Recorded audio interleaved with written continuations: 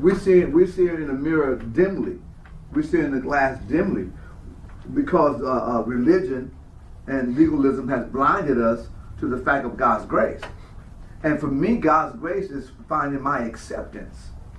Finding out that I was loved and accepted by Him based on what I was trying to do, in my own effort of trying to not stop sinning. The Christian life is not based on trying to stop sinning. And that's what we spend a lot of our time, 9.9% of our time as Christians, is trying to stop sinning. Well, guess what? You're going to have a whole life to do that. But the thing of it is building, God's wanting to build a relationship with us. Read earlier, they're scratching their heads. The Spirit was promised to us way back here. And we received the Spirit. God told us that the Gentiles were unclean. Don't have anything to do with them. Don't even touch them. They're unclean. They dirty. They sinners. Whatever, That's the way they treated that.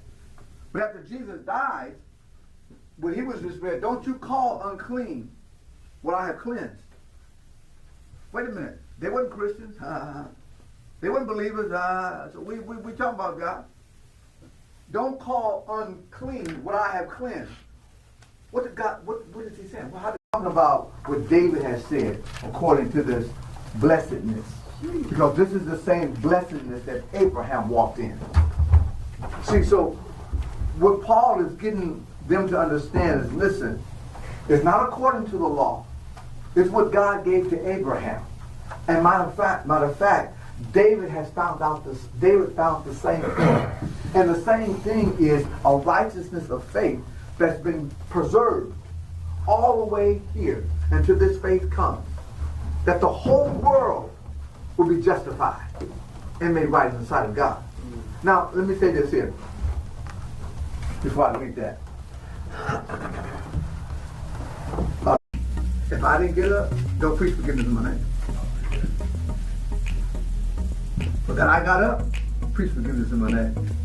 Because guess what? You will get up too. Because when you preach it in my name, what are you saying about forgiveness in my name? How are you preaching forgiveness in my name? Wait a minute. Are you preaching forgiveness in my name that, well, you got to repent. You got to come back. You got to sprinkle some blood. You got to sprinkle some oil. You got to do no. So I'm going to tell you, that's going to be a day standing before God. Teachers, pastors, the fivefold ministry, they're going to have to give an account.